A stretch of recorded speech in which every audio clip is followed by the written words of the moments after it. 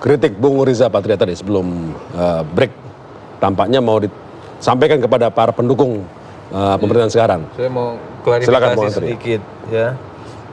Dalam konteks masih yang namanya redistribusi aset.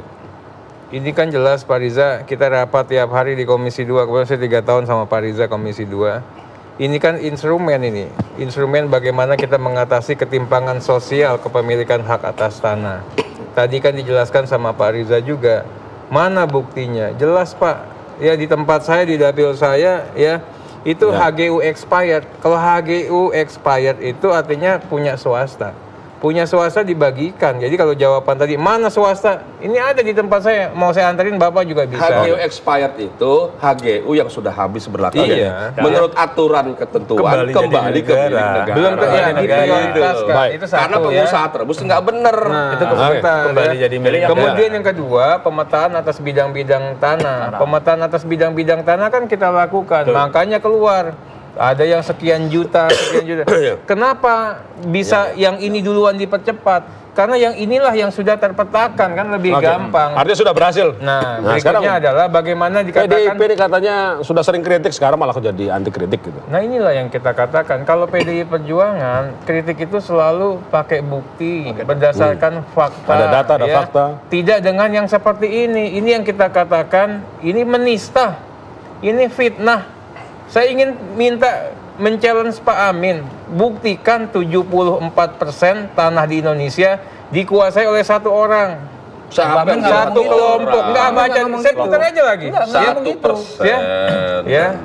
Nah, kemudian kita ingin sampaikan. Enggak, ini jangan sampai keliru, kita putar aja lagi. Oke. Yang dikatakan, mari kita play. Ya, mari kita putar. Saya ingin bukti. Permintaan Bung Arteria kita putar. Ya. 1%. Boleh kita buktiin apa? Minta bukti dulu. Yang amat sangat jelas dari kebangkitan PKI. Jadi pengiburannya kita harus waspada. Bagi-bagi sertifikat, bagi-bagi tanah di beberapa daerah, ya, sekian hektar. Tetapi ketika 74% negeri ini tanahnya, hutannya dimiliki oleh kelompok tertentu, itu malah seolah-olah dibiarkan. Buktiin aja. Kalau tertentu. Oke. Dibuktiin aja. Nah, kemudian 74% yang dimaksudkan itu tadilah kira-kira yang seperti saya sampaikan tadi, bahwa kepemilikan lahan itu dimiliki oleh 74% yang dimaksud Pak Amin, walaupun kita tahu prosesnya seperti apa gitu. Oke. Sekarang apa yang mau dilakukan terhadap 74% itu? Kan sudah tadi. Enggak, disuruh buktiin aja. Bener nggak ada kelompok tertentu menguasai 74%? Itu yang pertama. Kemudian yang kedua, ini menarik. Saya sangat senang ini kalau kita bicara data dan fakta. Dikatakan yang dilakukan oleh Bang Zul itu adalah kaitannya dengan kebun-kebun yang sudah ada tapi izinnya belum ada. Saya buktikan kok pelepasan kawasan hutan paling banyak itu di zamannya Pak Zul.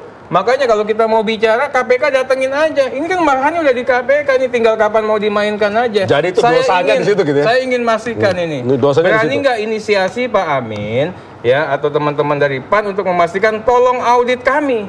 Karena kita menenggarai betul kok bahwa pelepasan kawasan hutan ini banyak permasalahan di situ, tidak proper, tidak prosedural.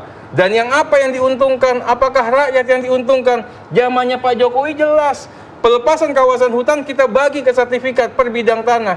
Zamannya itu enggak dikasih ke private sector, ke sektor swasta. Ya, ini yang kita katakan, tolong kita harus juga bicaranya itu secara terbuka dan jujur itu. Berikutnya lagi saya mau bisa katakan ini.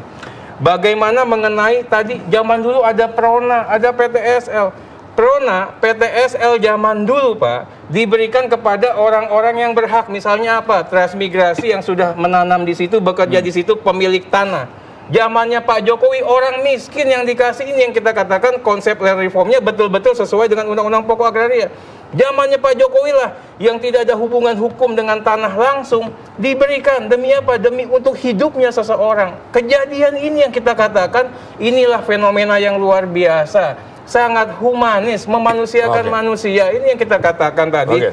Tolong dicermati. Ini dua hal yang berbeda antara PRONA dengan PTSL. Jadi boleh baper ya, karena udah bener yang dilakukan sekarang itu.